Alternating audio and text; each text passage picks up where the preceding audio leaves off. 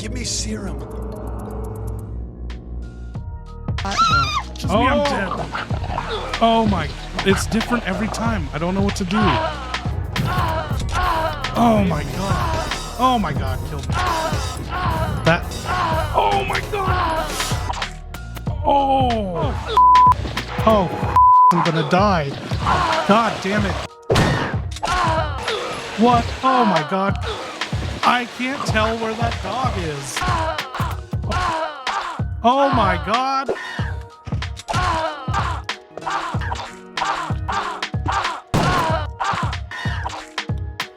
The fucking auto aim. Chris!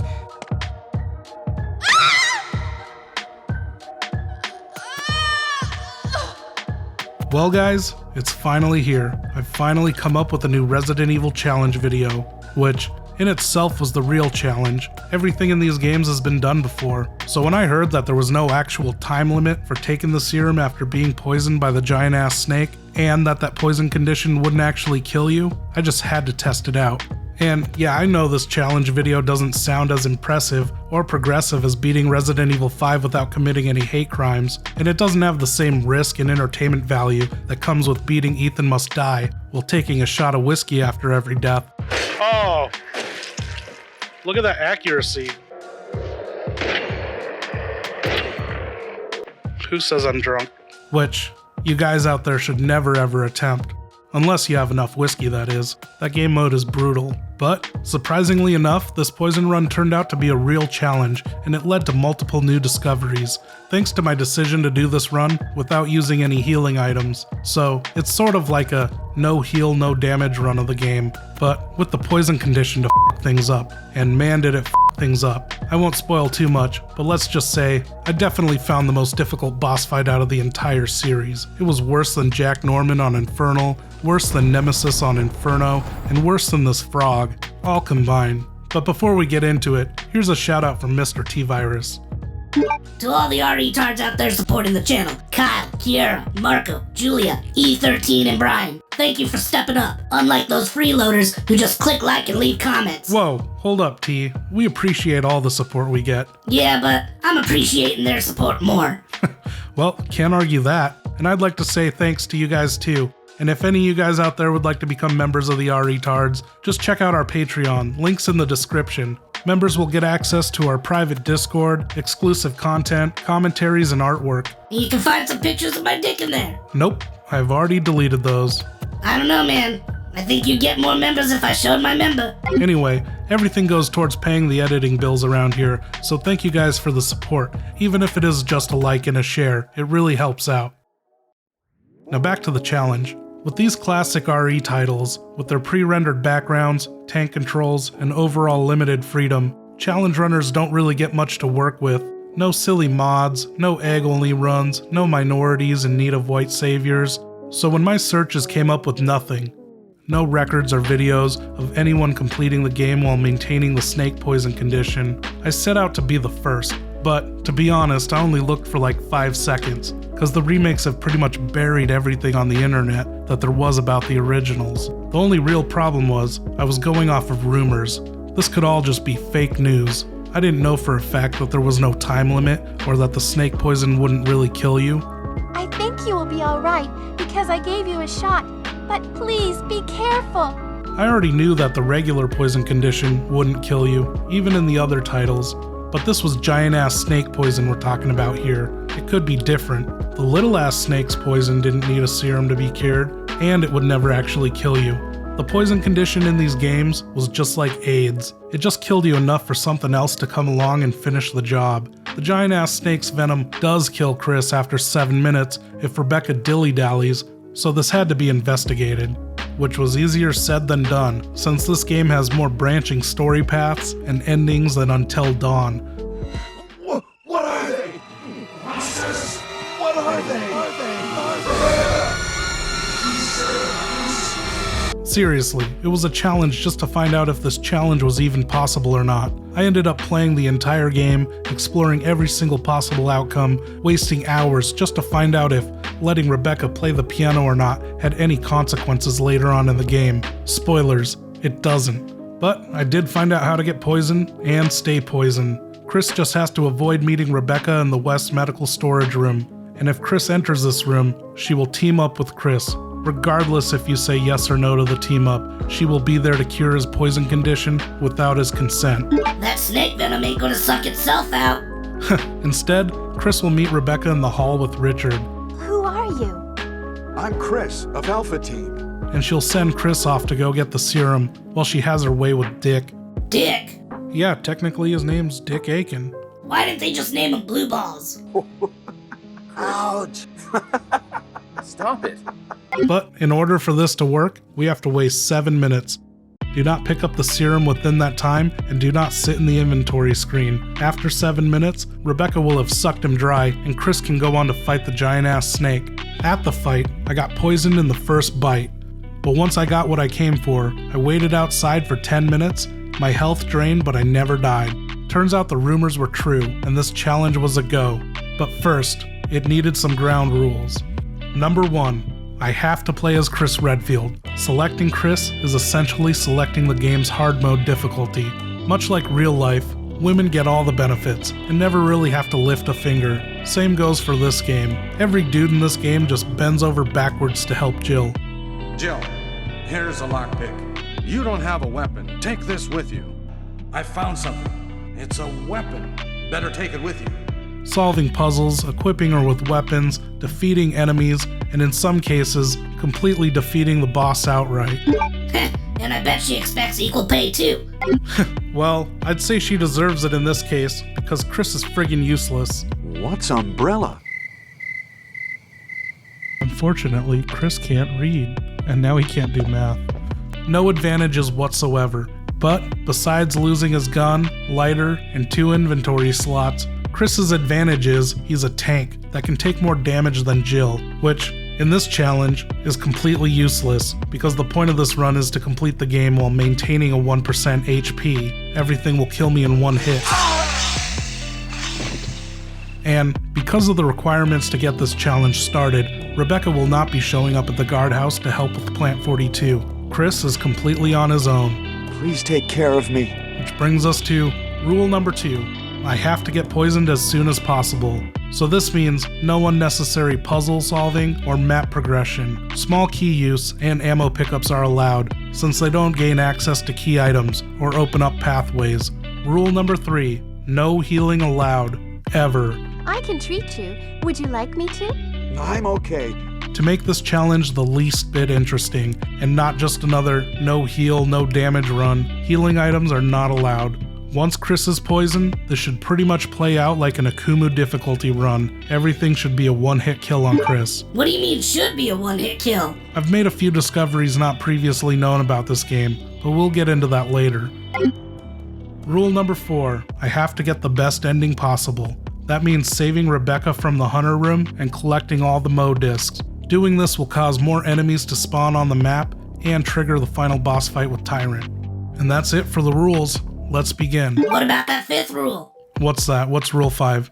You know the 5th rule. Drink a 5th. Way ahead of you. So, after that successful fact check, I reset the game to follow these new rules, and I immediately fucked up by walking in on Rebecca twice in a row. Fuck. Just habit. Wasting like 30 minutes off the bat. I looked like a friggin' amateur to everyone on stream, so I cut out rule 5. Wow, okay, I'm not having another drink until I get this going. But once I was back on course, I was quickly poisoned, just running in and taking my licks and leaving that giant-ass snake alive. A mistake that would later cost me, or so I thought. From here, with no ammo, I had to get the shotgun, so I could shotgun things. I couldn't do it because of the no puzzle progression rule, but once I got it, this challenge was smooth sailing. That is, until I reached the pooches in the courtyard. This is where my 1% health really shined. Every dog was just as awful as my dog, just a sniff to my crotch would kill me. But luckily, I could just walk past each area without startling them. Even these little ass snakes aren't a problem if you just walk past them. They can't hit you. The worst part of the courtyard, though, was the path to the guardhouse. This downward camera angle, combined with the dumb dogs who get hung up on corners, caused a few resets here. But once inside the guardhouse, I was faced with my first real one-hit kill in your dead boss fight, Plant 42. The rest of the area, though, was no problem. I only died by Neptune once. They ate me! A pumpkin shark ate me! And this area is where I made my first real discovery. So we have a window looking into the hallway of what should be the bee's nest.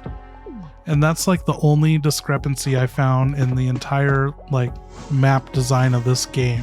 Just kidding. The real discovery was that Plant 42's tentacle thwaps don't actually deal real damage. At 1% HP, I was getting thwapped across the face left and right, just weed whacking that Redfield, and he wasn't dying. Not sure how useful this info is, but it could make a difference for future no damage, no heal runs. I also discovered the best death in the whole game. Can I die from that? Oh shit, I've never seen that death. I was stuck in an auto reload of the menu. Oh shit, he's teared in half. That might be the best death I've seen in this game. Now, this fight was a little tricky. Readying the shotgun and aiming up was way too slow to safely get shots off before Plant 42 would take a number 2 on my head. So I went with the Beretta, and for some reason, Chris can pull the trigger of the Beretta faster when aiming up and down than he can firing straight. He also can ready and fire each weapon a fraction of a second faster than Jill. I hardly call this an advantage, but with this strategy, I was able to kill Plant 42, but not before it took a steamy crap on my head one last time. Oh! We died together! Oh my god! But after that, it was back to the mansion, and I made sure to save so I wouldn't have to deal with that again. And that's where another disadvantage comes in. Chris only gets 9 ink ribbons, while Jill gets 14. And it's a good thing I saved here because the dogs I'd kept alive turned out to be a problem on the way back. On top of the mansion now being filled with hunters, I was finally at the worst part of the game, saving Rebecca's ungrateful ass.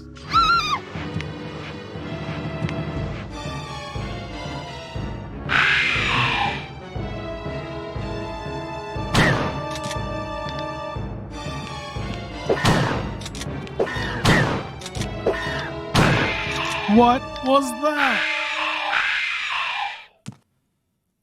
Look at that. I don't even get a thanks? Anyway, she was only 2 rooms away, but every move from these hunters was lethal, and I was getting sick and tired of running past the dogs every time just to die by my Achilles heel being swiped, so I wasted another save. And once I made it upstairs, I was faced with another challenge, the camera change on this corner. I couldn't approach the hunter without the lag from the camera switch killing me. In this 1-second transition, the hunter can kill me while I can't see or move, so I decided to back that ass up. I would present myself to the hunter in a way I could quickly get out of there as soon as I got his attention. And once I got him out of there, I proceeded to die, and then die some more, and sometimes I'd even invite his friend to join in. Oh, come on.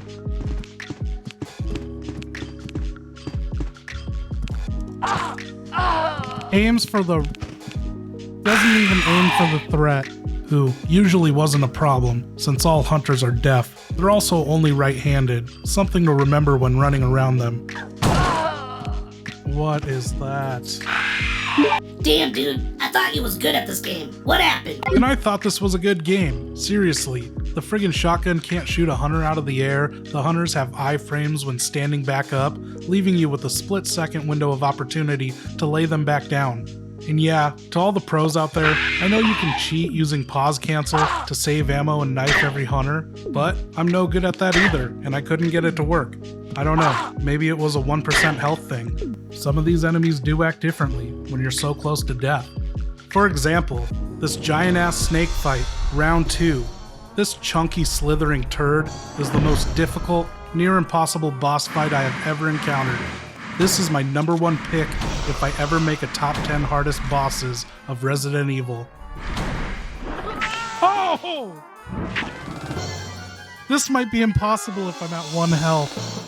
Because of my 1% HP, this boss only performs insta-kills. Yeah, he only knows 1 move, and you probably didn't know this, but the giant-ass snake will never actually kill you with bites. Once a character's health falls below 25%, it only goes for the swallow, making this fight impossible. One step in any direction and Chris dies. You can't deal enough damage to keep it back.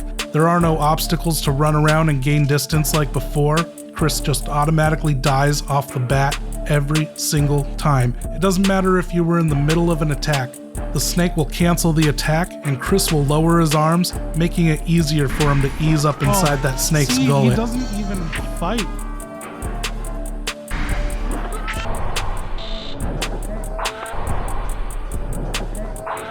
It did a 5th or 6th animation, but nothing came out of the gun. And I wasn't doing this on an emulator. I can't just create a quick save before the fight. Every time I died, I had to suffer the painful game reset and load times. I had to sit through every death animation, every door scene, the cut scene. At the fastest, I could get back to the snake fight in exactly 2 minutes, for it to only kill me in 2 seconds. And the worst part was, I had actually been looking forward to this fight. I thought I'd come prepared. I had watched no damage strats on the snake before attempting this, but all of those strategies had the characters at full health. Carcinogen could kill this thing without ever moving from the start position. I couldn't even get 3 shots off before dying. None of these strategies worked here. They all relied on the snake biting at Chris's legs, something this snake was never going to do. This was uncharted territory. I had no experts to turn to. No one had ever been here before, no one had done this before, so I had to come up with my own strategy. The Magnum. It was the most powerful weapon in Chris's arsenal. If this snake would go down with just 7 shotgun shells, surely the Magnum, with its faster rate of fire, would kill this creature before it ever reached me. The only problem was, the Magnum was on the other side of the mansion, past all the newly spawned hunters, and carving a path was tricky. There were certain routes I just could not go without dying, so I wasted a save in the main hall, and I'm glad I did, because I discovered that you cannot enter this room and react fast enough to save your life. Oh, fuck. Good thing I saved. That room's literally impossible. So I had to take the downstairs approach, the path with the most resistance. Oh my god! But once I was back in this room, I found that this cheap hunter could still kill me through the railing. What? Did you just see that? But after a few more attempts and some wasted saves, I finally got that Magnum, which proved to be completely f***ing useless. I fought so hard holding on to the hope that this was the most powerful weapon. At first, I could only fire off 3 shots before dying, but thanks to adopting the pause cancel technique, I was able to squeeze in more and more shots. I accidentally paused early and that changed everything. Let's try that again. Okay, that was 6 Magnum rounds and it still ate me. 7 shots and it's still alive. I should have reloaded the Magnum. I also began firing upwards for the faster rate, and was able to get the snake to trip up in my face, which led to me taking this fight across the room, thanks to a 50-50 toss-up on whether you get swallowed running right here. This seemingly impossible fight was finally evolving and looking less and less impossible. Once I was consistently making it across the room, I managed to put 9 rounds into that snake, which should have been more than enough to kill it. Is that 9 shots? Even if these high aim shots were weaker Magnum hits, it should still beat the shotgun in power. I was about 50 deaths in and no closer to killing the snake. I could get across the room once, but I could never get back, and I never once reached 10 shots with the Magnum. And I shouldn't have had to in the first place. Something wasn't adding up here. So, I gave up. It's not possible. I can do 10 Magnum rounds and that's it, max. There's no working around that. What happened to the legendary Chris Redfield, huh? What happened to you? It's a good thing Finn's not around to see you this way. I thought that the rumors of the snake having cumulative damage must have been true, so I returned to the now empty attic, hoping that just by standing here, it would trigger the second phase of the snake's health. Dude, what if this is the trick? This is a cheat we found. It wasn't, and it didn't work. I went back and did a weapons test and healed to fine, and it took 10 Magnums and 5 shotgun shots to kill the snake. so I gave up and reset the challenge. This time I was gonna be thorough and save ammo. I killed that snake in the attic with the knife, which should have been a lot easier if I could shut off the auto aim. For some reason you can't. It kept locking onto its head when its tail was right in front of me. Anyway, I used the railing to avoid the attacks, and I managed to kill the snake with just 16 stabs. I wonder if I can deal more damage to it for the next fight. Yeah, get the out of here. And after a few dozen more deaths and some hunter frustration, I was right back in the ring with the snake. And since I was still holding out hope that the Magnum was powerful, I made the journey again to fetch it, thinking it was best to have all my options available. And it wasn't long until I realized the cumulative health theory was fake news. This giant ass snake was still a Magnum sponge. It should be dead. I think we've found a glitch in this game. So I had to do a proper weapons test, no more fucking around. On an alternate save file, I had 18 Magnum rounds, the max you can acquire at this point in the game. And firing it straight into the snake, it took 16 rounds to kill, compared to the shotgun's 8 rounds to kill it. I was pissed. I didn't know what to do at this point. Since when is the Magnum garbage? The shotgun was way too slow to survive with, and I wasn't ready to rule this fight impossible, even though I was at 100 deaths and no real progress. I even tried popping in and out of the door to see if damage stayed, but it didn't.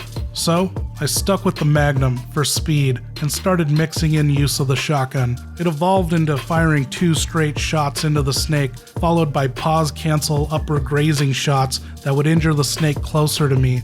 From there, I was able to successfully break free from the instant kill animation 2 times in a row. If only I could find a way to successfully recreate this on command, I could beat this snake. There was hope. Oh my god.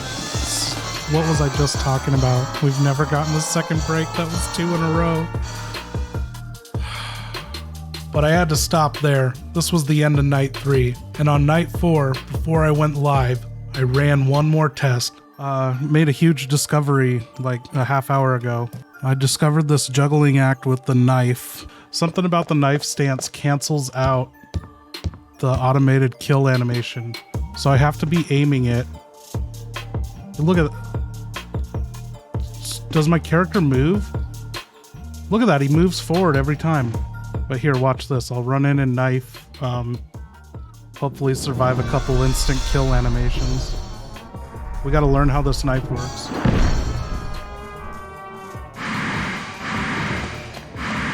I had just run into the snake like a madman, slashing away. And at that time, I wasn't sure if it was the stance, but this batshit insane strategy was actually working. I started breaking insta-kills left and right, and the snake couldn't touch me. Oh my god, are you seeing this?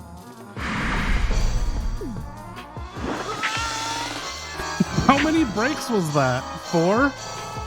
But I never did kill the snake with the knife. Once I'd stun it and get it to react in pain, it would slither away and always get me on its reapproach. But this was still a huge discovery, and I wanted to get to the bottom of it. I started paying attention to everything, where I was standing, how my stance was, what was the camera angle like, and I discovered if Chris stood at a 45-degree angle, diagonal with these tiles, and he readied his knife, he would move just slightly with each ready position.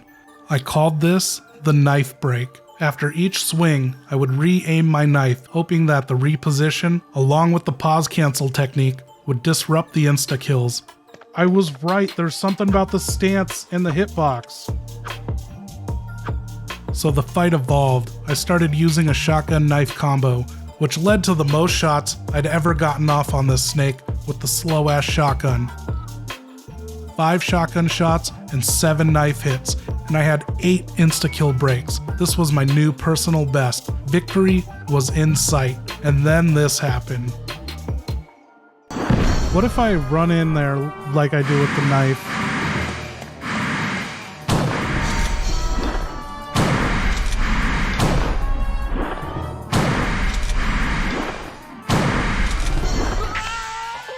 Are you seeing this? We don't even need the knife? What the f? Now, this close-up shotgun strategy wasn't the only breakthrough. Soon after that, I found I could buy more time by delaying the snake's attack reaction. I hope I don't die on this one. Maybe I'll shoot the head now. So I avoided shooting its head until the time was just right. And then this finally happened. Okay, I'm keeping count this time. On my reload. Not good.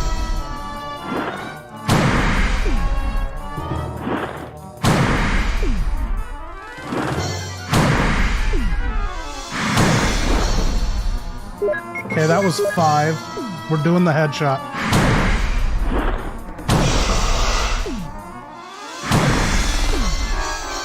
Eight. It's over. We f***ing did it! Holy shit! Holy shit. Amazing, isn't it? Like a f***ing ninja. 8 shotgun shells and this snake was f***ing dead. We did this dance for 3 nights in a row. Chris died 276 times. A total of 9.2 hours of on-stream loading times, which my viewers sat through. I felt like Tony Hawk when he landed that kickflip. I was so elated. Honestly, it was f***ing better than Donald Trump winning the presidency in 2016. I want to see this thing die.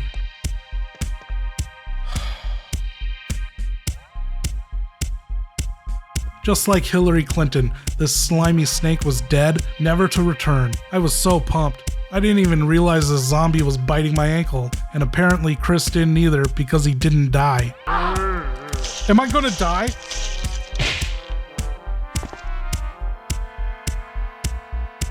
What the f***?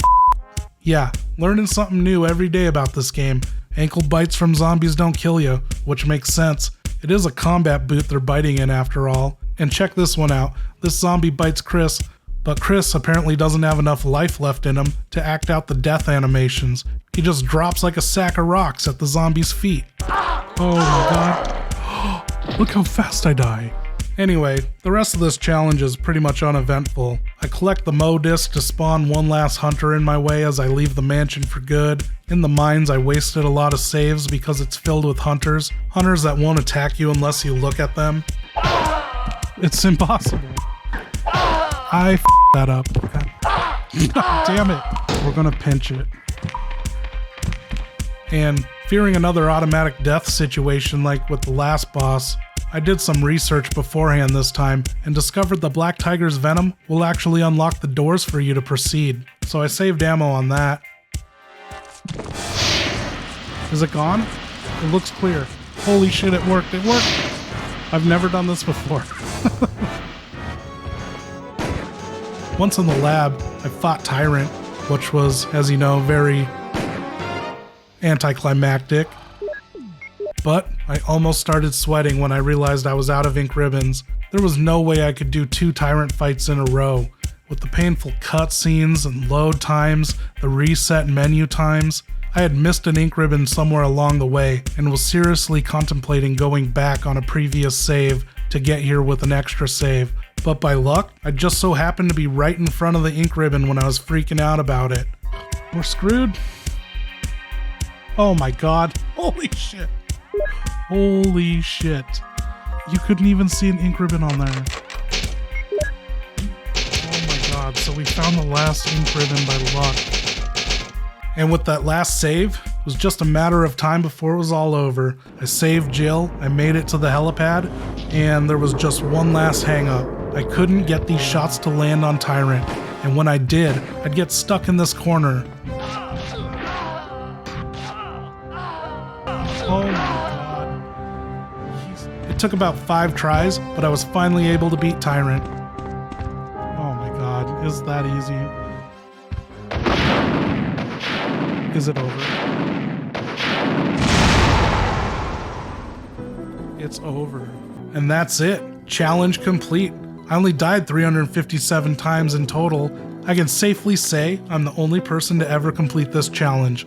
I hold a world record. You can find the proof in my live streams, and I'll be posting a highlighted video to my Patreon. 25 years of playing this game, and I'm still learning something new every time I play it. Anyway, I hope you guys enjoyed this video. If you have any fun or unique gaming challenges for me to attempt, let me know in the comments. And if you learned anything from this experience as well, please like and share it. And don't forget to subscribe, because I'll be delivering more Resident Evil content in the coming weeks. From reviews, to streams, to board games, I'll cover everything Resident Evil. I'll also be hitting you up with some more top 10 videos. And if that isn't enough, check out my Patreon, link in the description. But for right now, check out these other Mr. T-Virus challenge videos. Thanks, bye.